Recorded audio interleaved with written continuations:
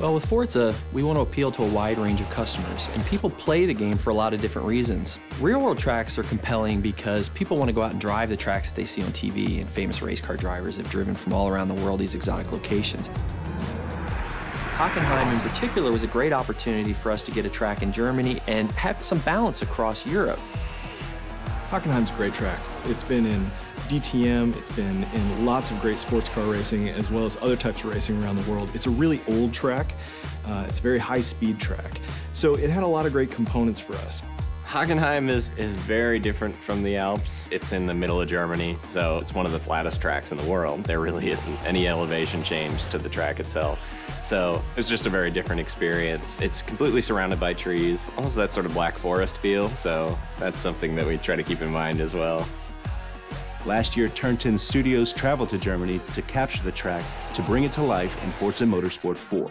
First thing we wanted to do was drive around the track and get multiple perspectives of video for reference, and that really helps us get a good feeling for the track and help the other artists that weren't fortunate enough to come on the trip, people to get a real perspective of how things correlate to one another. My plan was to capture every square inch of this place, from the smallest details like tire skids to spherical panoramas. Between the three of us, I would estimate that we won't be leaving this track with less than 10,000 photos. We have many different techniques for capturing the track. One of them is that we lay down GPS splines. So we'll actually walk or drive around the track with different GPS devices so that we can accurately reproduce the topography and the camber of the track. There's a guy that wears this military-grade GPS harness with his little antenna. It's sub-centimeter accurate on the horizontal and it's sub-foot accurate on the vertical, and he walks the edges of the tracks. The poor guy that has this has to walk the inner and outer loops of this circuit and then get the outer barrier so that we get the exact information of where the ribbon goes, where the curbing is, where the walls are, all the structures. Everything is inch perfect where this stuff exists, all the camber angles in the corners.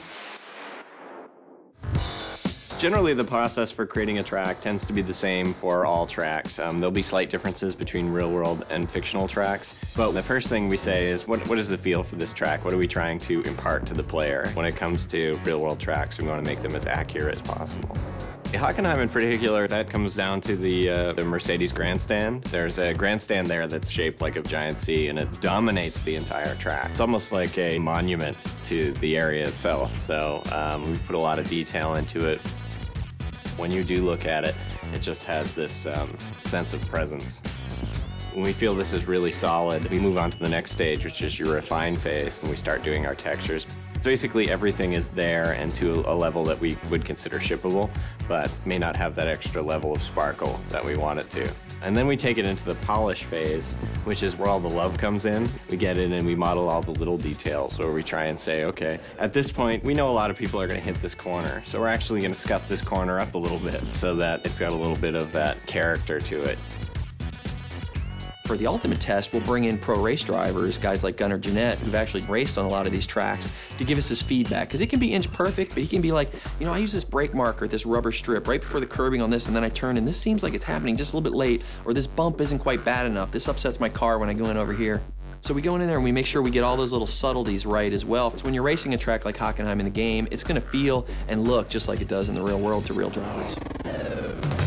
We've measured, we've filmed, and we've photographed. It's time to take all of that source material and bring it to life. Here it is in all its glory in Forza Motorsport 4, it's Hockenheim.